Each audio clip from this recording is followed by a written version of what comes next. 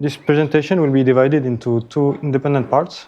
So the first one will focus on part of my PhD work, which was the mathematical formalization of this algorithm called parallel replica, which is used in molecular dynamics to sample rare transition events happening between metastable states. So this was a joint work with Tony Lelièvre and Julien Régnier from École des Ponts. And the second work focuses on the use of metadynamics to sample the minimum energy path between metastable states. And so this is a joint work with Caroline Boudier, Alexandra Goriaeva, Cosmin Marinica, and Jean-Bernard Maillet from CEA in Paris as well. So this presentation will be divided into 4 different parts. So in the first part, I will introduce the concept of metastability that arises in molecular dynamics. And I will present an algorithm called parallel replica, which was introduced to deal with this issue. And I will explain how the notion of quasi-stationary distribution can be used to completely justify mathematically this algorithm. And then we'll ask ourselves, can we give a sense of this notion in the case of the Langevin process? So then in this second part, I will present some mathematical results. In the third part, we'll take a look at a limiting behavior of this quasi-stationary distribution when the friction goes to infinity. And I will conclude the last part with metadynamics, where we'll be interested in sampling the minimum energy path. Okay. So as most of you already know, molecular dynamics methods are the set of methods used to sample time evolution of a complex molecular system. They're used in many fields, for example, biology, material science, nuclear physics. And so the example we'll be interested in right now is related to material science. So in this case, if we want to sample the evolution of thermostated molecular system, so for example, you take a piece of metal, you model each atom or molecule of this metal by a particle, and you want to understand, like for example, you put the system at a liquid phase, and you want to understand how it will crystallize to the solid phase. So for example, what are the transition rate? What phases will appear during the crystallization? So there are several models, but the one that is used a lot in material science is the Langevin dynamics. And in this model, if you consider every one of these particles, you can model it by 2 vectors. So the first one is the position vector, qt. The second one is the momentum vector, pt. So the momentum is mass multiplied by velocity. And so if you take all the vectors, the position and momenta, then it is solution of the following stochastic differential equation.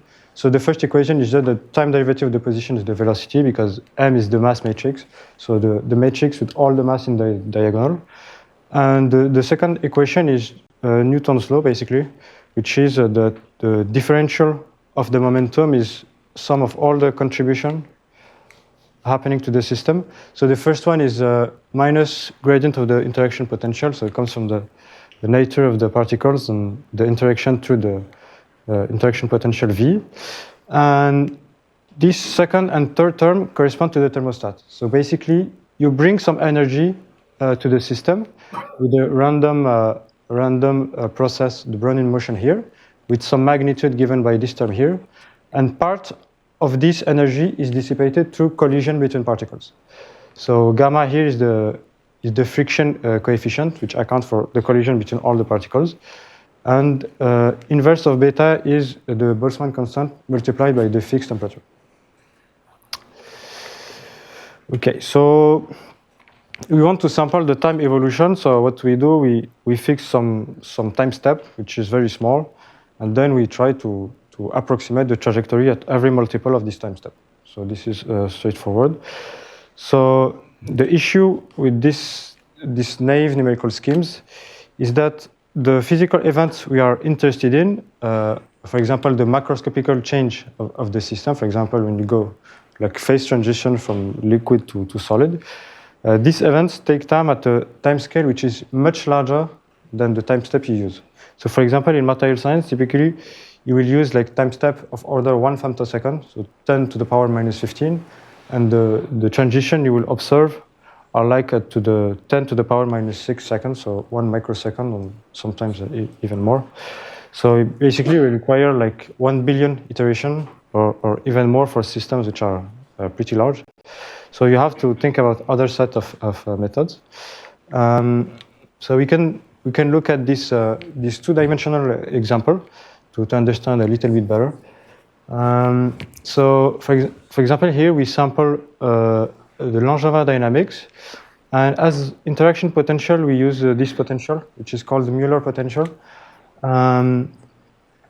So in black you have the level set of the potential, and you can consider two states. So the state A, which corresponds to this basin of the potential, the state B, which corresponds to this one. I don't know if you see the letters. So this is B and this is A, and we want to sample the transition path between A to B and B to A. Okay, so we start from a point in A and a point in B, and we sample during certain number of iterations, so 100,000 iterations, for example. And what we observe are only oscillation inside the basin of attraction of the potential. We don't see any transition from A to B. And so this phenomenon of oscillation inside the state for a very long time, and we were not able to observe a transition because it happened at a much larger time scale. Sorry. So this is the phenomenon called metastability. And so in this case, metastability comes from the fact that the system needs to go from initial energy, which is pretty low, like around here, because the darker it is, the deeper the potential is. And it needs to overcome an energetic gap, which is the difference between the energy it has here and the energy of the saddle point, which is around here.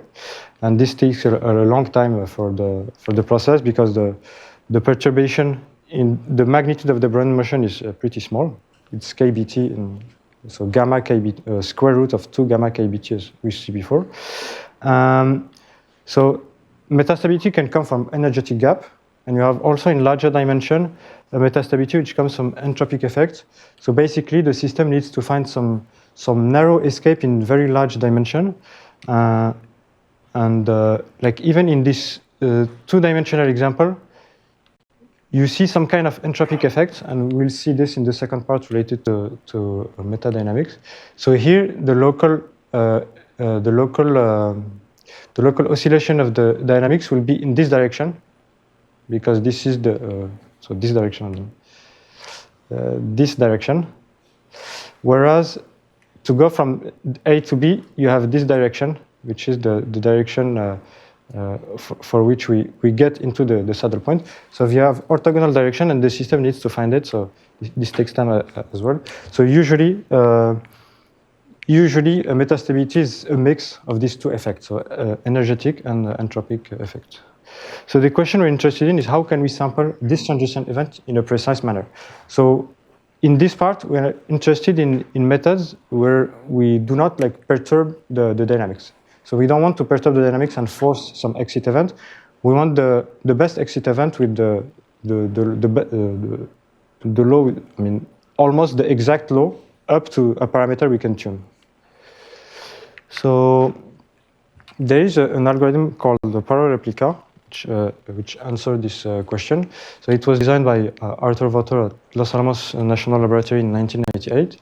And the objective is to parallelize the sampling of parallelize in time, the sampling of the first exit event, which is the couple of the first exit time and the exit point from which the process will exit the domain, from a metastable domain D. So for example, previous basin of attraction of a potential. And you consider this for given dynamics, so for example, the previous Langevin dynamics. So what does it mean, parallelize in time? It means that instead of sampling a very large trajectory in time, basically you decompose it into many small pieces. And what you do, you take every one of these small pieces and you sample them in parallel. So in 1 clock time, you will only see the time needed to sample one of these small pieces. So basically, you will divide the time needed for this sampling by the number of small pieces you allowed. So this is not intuitive, because sampling a trajectory is sequential. You cannot do it in parallel, but it will make sense in this algorithm, and we will see how. So the algorithm is as follows. So you start initially from the situation that happens a lot when you consider metastable dynamics. So you are given a dynamics which stays inside some metastable state D during a time long enough. So for example, you fix tau c, and if it stayed during time tau c inside this domain without exiting, then you start the algorithm. So what we do then is that we initialize n independent replicas, which start from the last point of this reference trajectory, which is x tau c, and which follow the same dynamics. So now you have n independent replicas following the same dynamics, starting from this last point of the reference trajectory. Then the second step consists in making these replicas evolve, but you impose a condition. And the condition is that all the replicas should remain trapped as well inside the domain. So what we can do, for example, is that if one of these replicas exits the domain, then you restart it to its initial point, which is x tau c. And you do it again and again until all the replicas have been trapped during a time tau c inside the domain. Okay. So once this step is satisfied, then you remove all the constraints and you let all the replicas evolve inside the domain. And you say, I can now sample the first exit event of the reference trajectory starting from x tau c, and I can sample it as follows, where I only need to consider the first exit event among all the replicas. So the I star is the index of the first replica that exits the domain. And so you see here, I can sample it considering only the first exit event among all the replicas. And in time, I only need to rescale by the number of replicas. I only need to multiply by the number of replicas, which is n. So if you look only at the time marginal, this tells you that the first exit time among all the replicas happens n times faster than the first exit time of the reference trajectory. So basically, this algorithm ensures you a speed up of order the number of replicas you're allowed to use, I mean, that you can use in parallel. Okay, so this is clear. So now we'll try to understand how can we justify mathematically this algorithm. So there are some variants of this algorithm, like parallel splicing, that Danny will probably talk about in the next talk. So this algorithm uses the notion of quasi-stationary distribution, which is the fact that when a dynamics remains trapped long enough inside the domain, it reaches some kind of local equilibrium. So as long as it does not exceed the domain, it will reach, after a very long time, a local equilibrium, and we call it a quasi-stationary distribution. And mathematically, it corresponds to a probability measure, which is supported on your domain, and which satisfies the following property. So it is a probability measure on your domain, which is typically metastable domain, basin of attraction of a potential, such that if you're initially distributed according to this QSD, then as long as you do not exceed the domain, so here tau is the first exit time from the domain, so impose that it's larger than t, and this is valid for any time t. As long as you do not exceed the domain, the law of your process remains the same. So starting from the QSD, if you do not exceed the domain, the law remains the same. And so why is this notion of QSD very important? Because it guarantees you some properties regarding the first exit event. So if initially you are distributed according to the QSD, then you have some very important properties regarding the first exit event. So the first one is that you can characterize almost completely the law of the first exit time. You know that it is an exponential law. You don't know the parameter, but you know that it is an exponential law. So this tells you that all the properties related to the exponential law can be applied here. And the second one is that the first exit time is independent of the point from which it will exit the domain. So you can sample the exit time and exit point independently. So if you use these two properties, it tells you that if you have a certain number n replicas independent you have n replicas initially distributed according to the QSD with independent samples, then you can sample the first exit event starting from the QSD, by considering only the first exit event among all the replicas. And for example, if you want to understand like why do we have this this sampling? So for example, if you look only at the time marginal, so here you have the minimum of n exponential law that you multiply by the number of exponential laws. And so this is pretty easy to see that it follows the same law as the initial exponential law. So if all the exponential law of parameter lambda n multiplied by the minimum of all of the n independent exponential of parameter lambda also follows the exponential law of parameter lambda. And the fact that you can have this, you can use in order to recover the complete law, you can use the independency with the associated exit point. So in order to completely justify this algorithm, we need two things. So the first one is the existence of a QSD, so we can make sense of all of this. And the second one is the long-time convergence to the QSD. So why do we need that? Because here, so here we assume that we are initially distributed according to the QSD. So why? So in the case of the algorithm, we kind of say this is satisfied in the second step. So in the second step, we say, okay, we have all the replicas, they remain long enough inside the domain, and then I can use this sampling. So basically, implicitly here, what we say is that TOSI is long enough such that the law of all the replicas at the end of this step is almost the QSD, such that if they remain trapped long enough, they're distributed according to the QSD. So these two properties, they have been investigated in the literature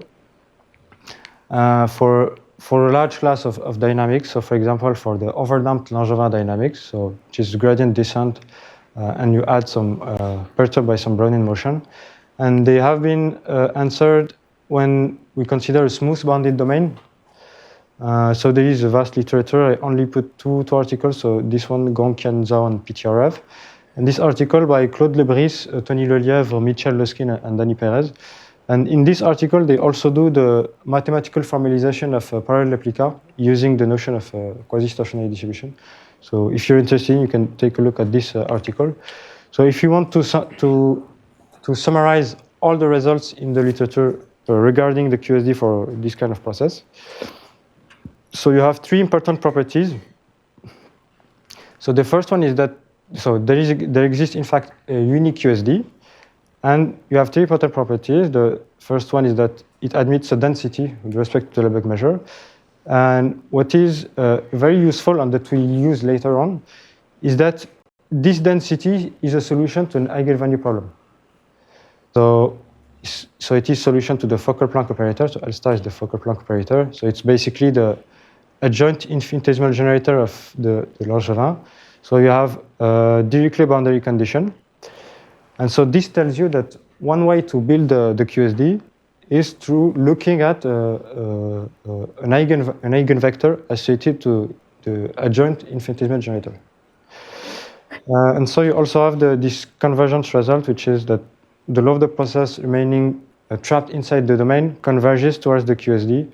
And we notice that this convergence is exponentially fast in time. So actually, this helps us a lot in looking at the perfect time TOSI. Okay, so the question now is, how can we extend all of these results to the Langevin process we saw in the introduction on a domain which is the following. So we consider the following Langevin process. So it is a little bit more general than the one I presented previously. So here the force is general, so we don't impose that it is conservative force as minus gradient of some function. We take a friction gamma which can be 0 or negative, and we take sigma which can be independent of gamma. So just a constant sigma positive. So the first thing to notice is that if you take a look at the infinitesimal generator of the Langevin process, so it writes as follows. So you have two terms. So the first one is the transport term. So it is the velocity scalar product with the gradient in position. And then all the other terms are velocity derivatives. So if you take a look at the second order derivatives, you only have second order derivatives in velocity, not in position. So this generator is not elliptic. So you don't have a boundary irregularity that is allowed for elliptic operators. So you lose this kind of results, which are used a lot in the literature. However, it is hypoelliptic. So you still get regularity inside the domain. So you're still able to get some regularity for weak solution, for example. And the second main difference with the study of the overdamped is that, as previously, if you consider minus gradient of a potential, so the basin of attraction will be, so the metastable state will be basin of attraction of the potential. So they will only depend on the position. So here you will have only the bounded domain in position and no constraint with respect to the velocity. So you consider here an unbounded domain. So this tells you that if, for example, you have some estimates in the domain D and you integrate, you have to make sure that these estimates can be integrated and give a finite value in the domain D.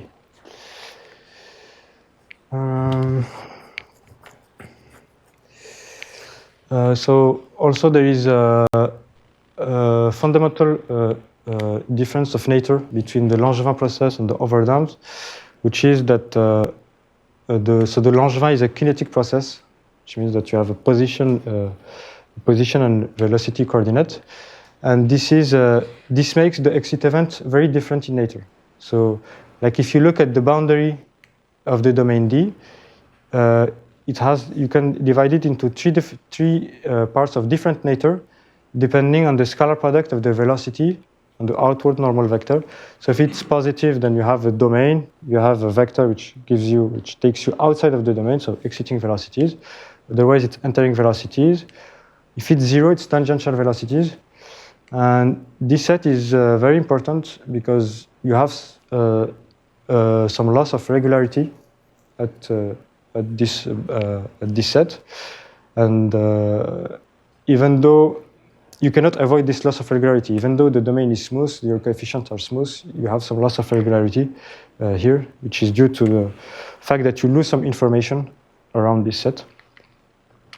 Anyway, if you take a look at one-dimensional case and you want to see what corresponds this boundary, so if you consider the position domain, which is the vector, the interval -1, 1, so this is the diagram QP.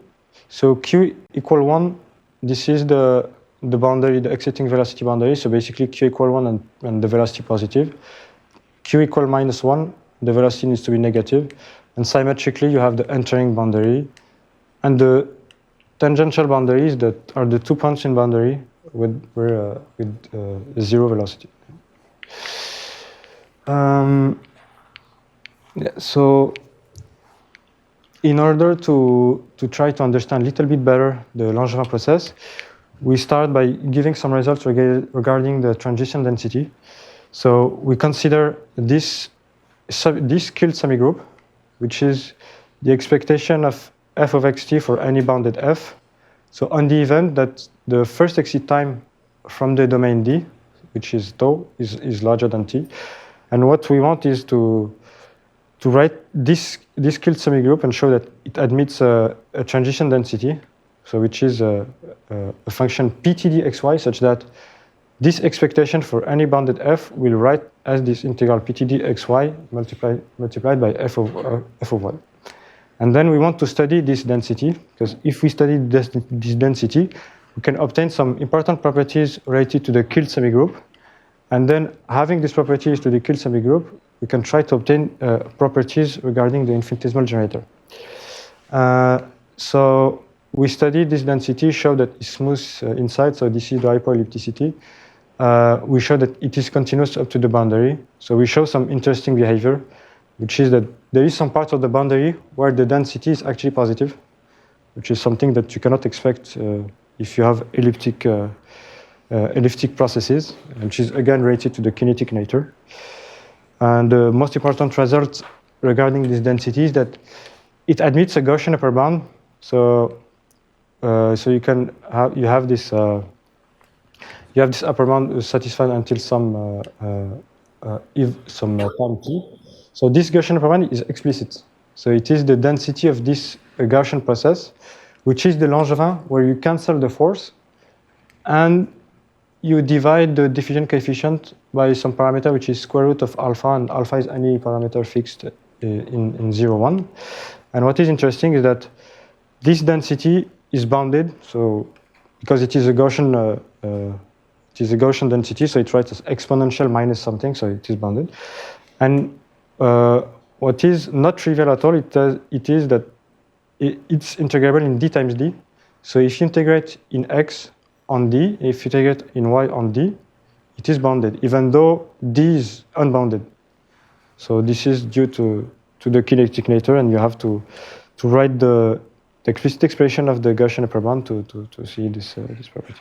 Anyway, this property helps us get some compactness results. So I won't detail the sorry. Sorry, excuse me. I have just a question about your last. So here the constancy depends on alpha. Yes. You got an idea how it depends, and is there some kind of an optimal alpha for which it is bound? So Doesn't like the question. So it will diverge when alpha goes to 1. Sorry, what was the question? About the constancy, how it depends on the alpha. Okay. Yeah, and is there maybe optimal alpha for which the bound is the most interesting somehow or another? Maybe it is in 1 square root of 1 over alpha, 1 minus alpha, something like that. It will diverge when alpha goes to 1. Yeah, but not so. Not so. Care, just to have something positive. Yeah, we don't. I mean, the alpha does not really play a role because we just want to study the density with respect to x and y and obtain this kind of properties. So this constant will not appear, but. Okay, so maybe I won't detail this part, but this density upper bound gives us some compactness results.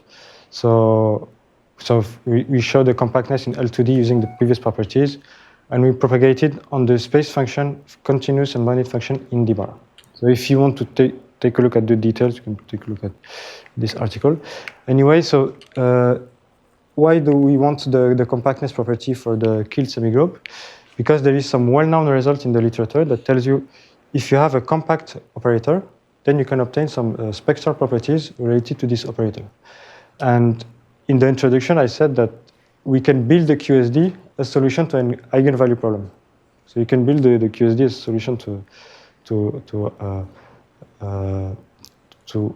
as an eigenvector of the Kiel semigroup or the infinitesimal generator. And so doing this, we are able to extend the previous results related to so there exists, in fact, a unique QSD. It admits a density, which is solution to an eigenvalue problem. And here the boundary conditions are, so you don't have a Dirichlet boundary condition.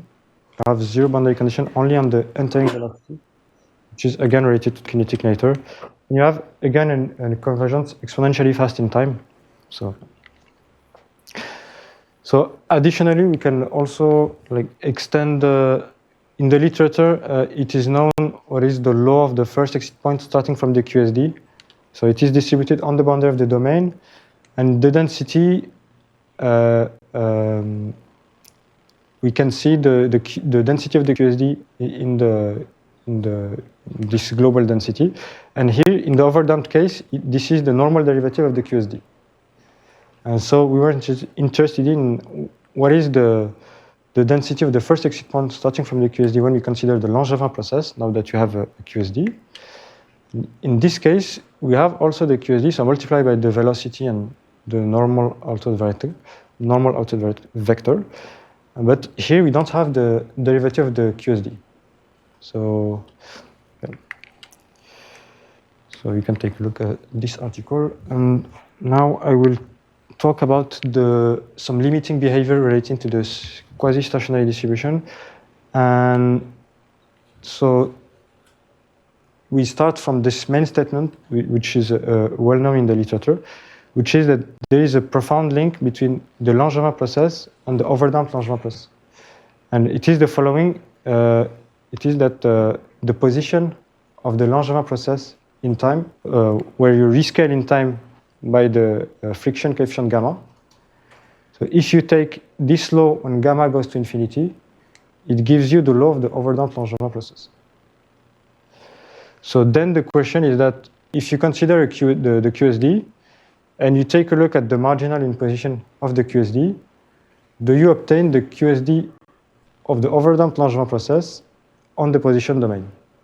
So this is what you would expect from this conversions. So actually, we obtain something which is which generalizes this result, and you have the complete law of the QSD of the Langevin, and we show that in the marginal we have what we expected, so the QSD of the overdamped Langevin, and actually the complete limit writes as the tensor product of this QSD multiplied by the Gaussian vector. So this is interesting because we kind of recover like the stationary distribution density that you obtain when the force is conservative. So even though we have non-conservative force, when we take the overdamped limit, we recover something which is similar to the conservative case. You can also have a limiting behavior with respect to the eigenvalues, so I won't detail this part. Similarly, you can do the same for the stationary distribution. And in this case, you also have a speed of convergence in gamma, which is in square root log of gamma divided by gamma. Yeah. Small question. Do you have the next order expansion here? Can you get the next leading term in gamma? For this one? For the top. This one? Yeah. For the eigenvalue? Well, yes. And so the expansion in terms of 1 over gamma. Do you have the? Sorry, gamma itself, I suppose. Just. No. No. If you want to, you would need a speed of convergence at least for these conversions.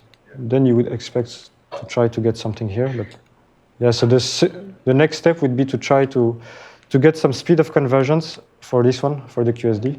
And then maybe you can try to recover a second order term.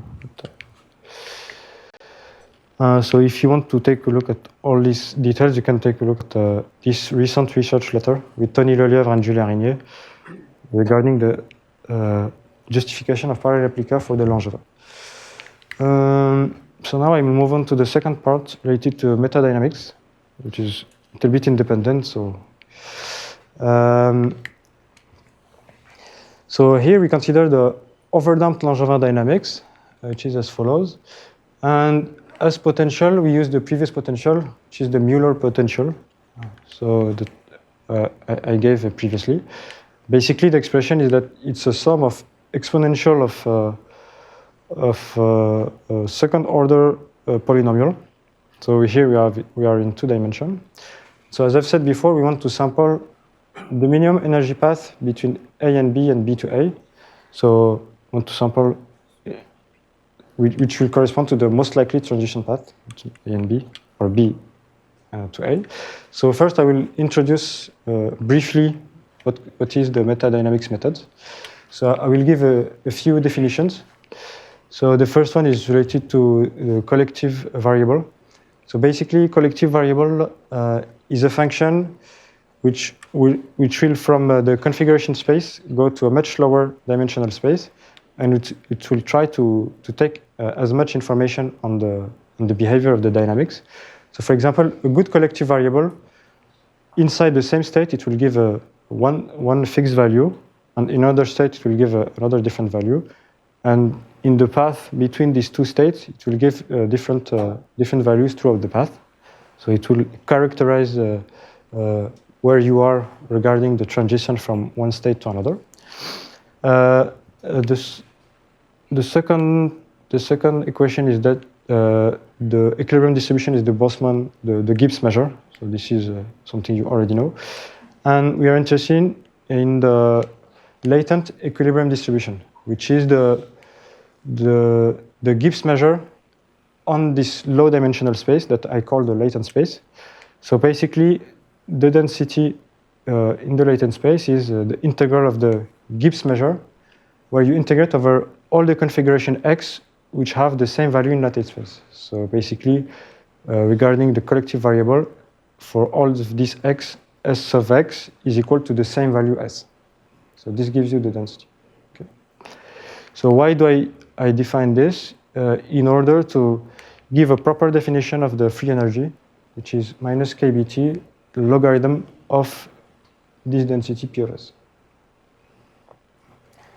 So why is this notion of free energy important?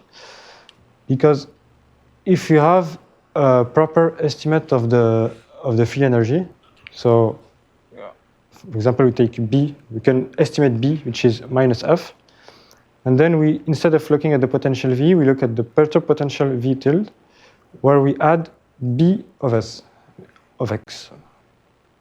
And if we do that, and we look this time at the latent space, the equilibrium distribution in the latent space, and we compute the new density, then as previously, we have to integrate the Gibbs measure on all the configuration leading to the same value in the latent space. So here you have B, so the new potential is V tilde, so V plus B of S. So S of X is equal to S. This is the space on which we integrate. So this term will go outside of the integral. We obtain this exponential. And then we will remain only this term here. But basically, given the definition of the free energy, this is exponential minus the free energy divided by kBT. And since B, by definition, is minus F, this tells you that this is equal to 1. So basically, this density in the latent space is the uniform density, such that if you have a good collective variable, then you can sample uniformly throughout the path, because it will give you one value from one state, another value from one state, and it will propagate all its values between the two states, and you're able to sample uniformly the transition path between the two states. So of course, this method has an issue, is that often you don't know what is the free energy. So you have no way to estimate it before, like just given the dynamics, you have no way to estimate it immediately. So the metadynamics method idea is to build it iteratively. So at every time step, you add some small term, and the idea is that for time long enough, you will recover the free energy. And so basically, this term is some constant W multiplied by this Gaussian in the latent space. And the idea is that this Gaussian will penalize the configuration you just visited in latent space. So all the position corresponding to the same value in the latent space at time t will be penalized. So for example, if you start here, so this is in latent space. If you start here, at the first iteration, you will add some Gaussian. Then you will have basically penalized this term here.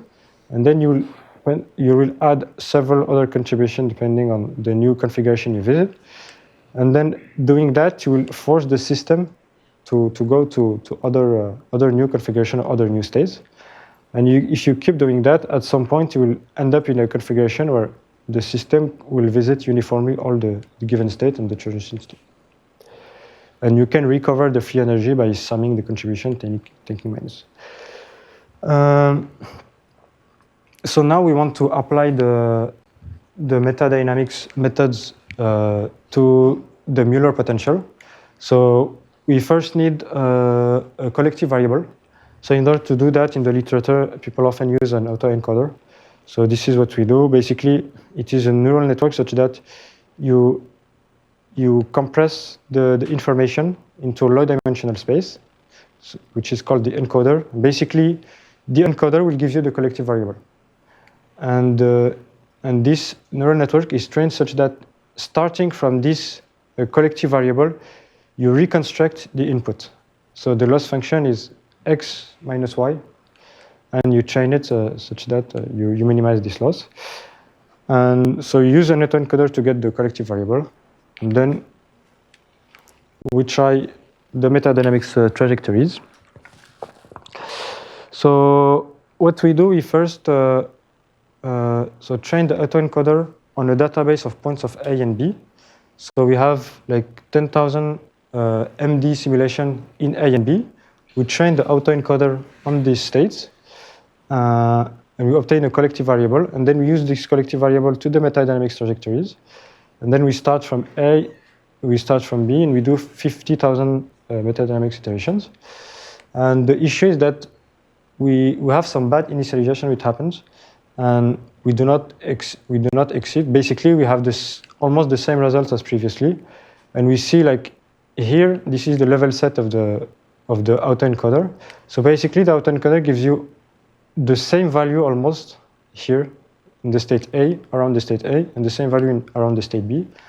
So basically, this is an issue because this exponential will be close to 1 because the variation in length and space will be very small.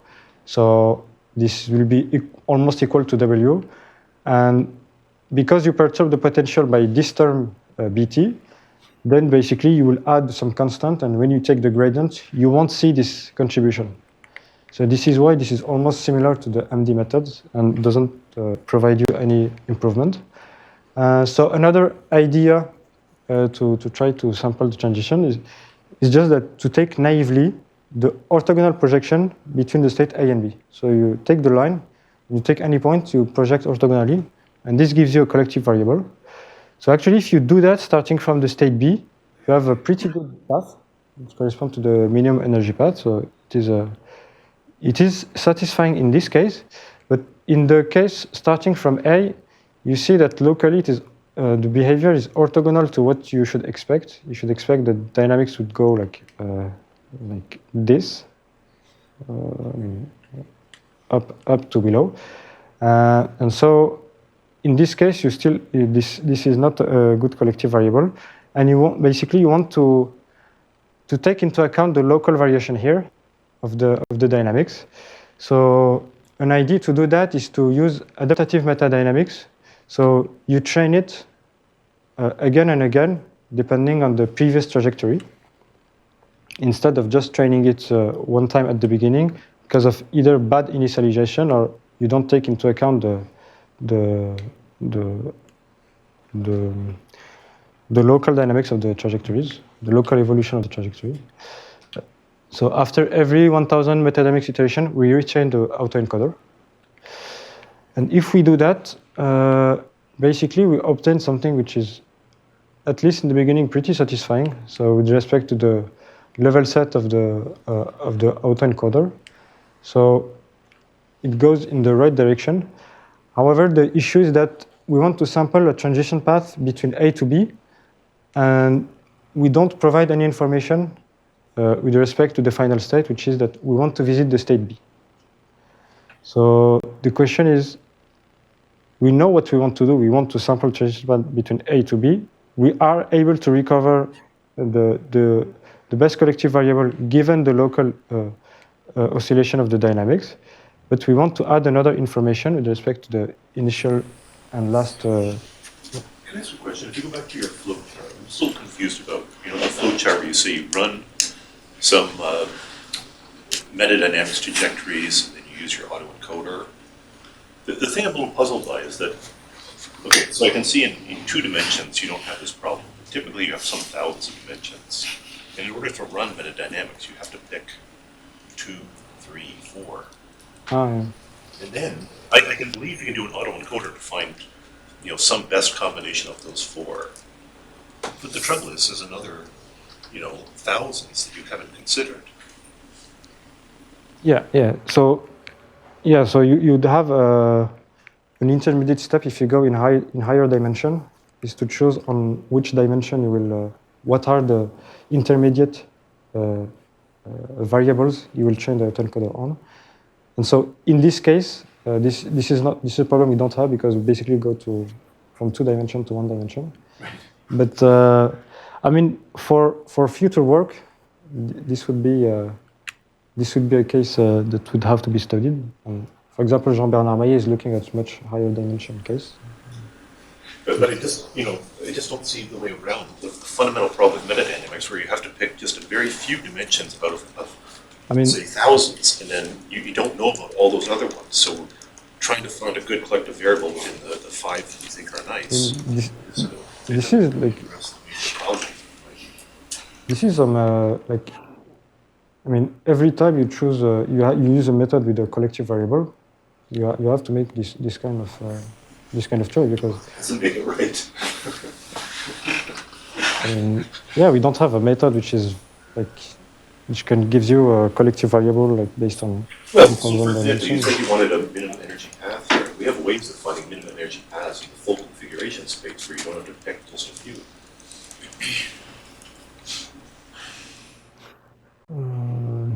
Yeah.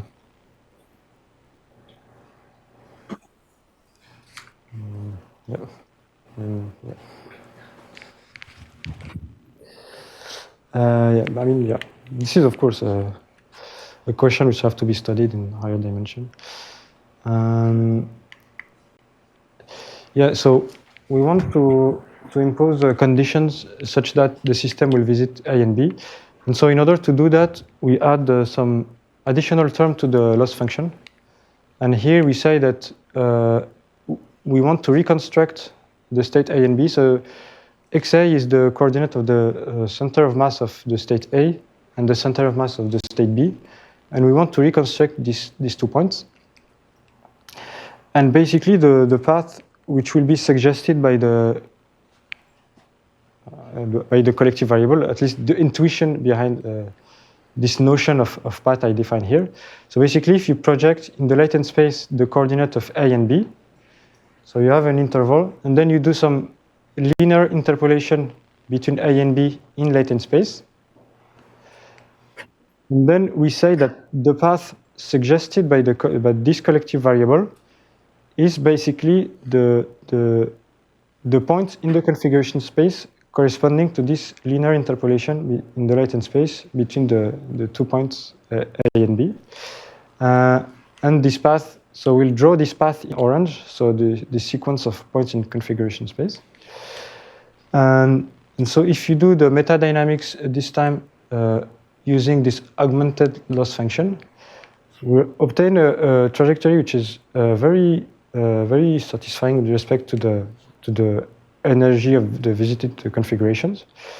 And in orange, we draw the collective variable, which gives you a path from A to B, which tries to to minimize the energy. But here you have some, so we want to be sure that this is the right method. So we take a look at a little bit more difficult space. So here we'll try to look at a Mueller potential where we'll add another basin of attraction here, and we try to do the same experiment. So in this case, we tried the same method with the same augmented loss, and we obtain this time a very bad path. So we have indeed a path which goes from A to B, but it goes in this direction. It visits like very high energy configuration. So basically, we are able to give the notion of path which from A to B and force the system to try to go from A to B.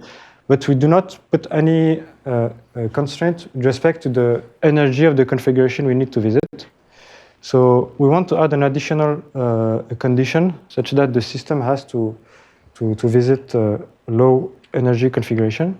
And so we add an additional term to the loss function, and which is similar to NAB, so nudge elastic band method, and which is that you consider some energy of the path, and basically here you sum the distance between 2 consecutive points in the configuration space of the path you're considering, and you multiply by the energy. So you want to minimize this distance such that between 2 successive points you can't have a very high distance, and you cannot have also a very large energy such that the system will climb very fast in energy. And you have to be careful that you need to add a constant so that this energy is positive. Otherwise, it will try to maximize this distance instead of minimizing. So if you do that in this case, then you're able actually to obtain a very nice path, which corresponds to the minimum energy path. And using another method, which involves invertible neural networks, we obtain a similar path. So it tells us that this is the right path, the good. And visually also it looks like the path we would expect. And so what is interesting is that, so I don't have the figure here, but like when the dynamics reaches, like before it exits this domain, you already have the right path. So you already have the good minimum energy path before before it visits this state, because it has already minimized the energy of this configuration. So if you want to take a look at this work, you can take a look at this recent article. And thank you for your attention.